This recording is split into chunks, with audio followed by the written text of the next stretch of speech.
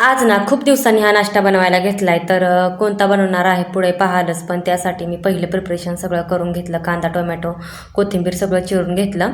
कढईमध्ये तेल गरम केलं, त्यामध्ये शेंगदाणे तळून घेतले. त्याच तेलामध्ये मोहरी टाकलं, जिरं टाकलं आणि चांगलं मोहरी तडतडलं की मग नंतर कांदा टाकला बारीक चिरलेला. चांगला कांदा हलवून घेतला आणि थोडा भाजून घेतला. नंतर कांदा भाजला की नंतर त्यामध्ये बारीक चिरलेली मिरची आणि टोमॅटो टाकलं. नंतर तळलेले शेंगदाणे टाकले, मूगडाळ टाकली, चांगलं मिक्स करून घेतलं. आता याच्यामध्ये टाकायचे आवश्यकतेनुसार पाणी आणि पाणी टाकलं की मीठ टाकून घ्यायचं आणि वरून कोथिंबीर टाकायची. आता उकळी फुटून द्यायची. उकळी फुटली की आपण रवा जो भाजला होता ना तो रवा त्यामध्ये टाकायचा आहे. अशा प्रकारे रवा टाकून घेतला आणि चांगलं मिक्स करून घेतलं. आता हे आपल्याला शिजवून घ्यायचं आहे. तर तुम्हाला कळलंच असेल मी काय बनवलं, तर उपीट आहे ना, तर ते मी खूप दिवसांनी बनवलं होतं. सगळे जिन्नस असले ना की उपीट खायला मजा येते, नाही तर तशी काय मजा येत नाही. कशी वाटली रेसिपी कमेंट्स करून नक्की सांगा. व्हिडिओ आवडला सबस्क्राईब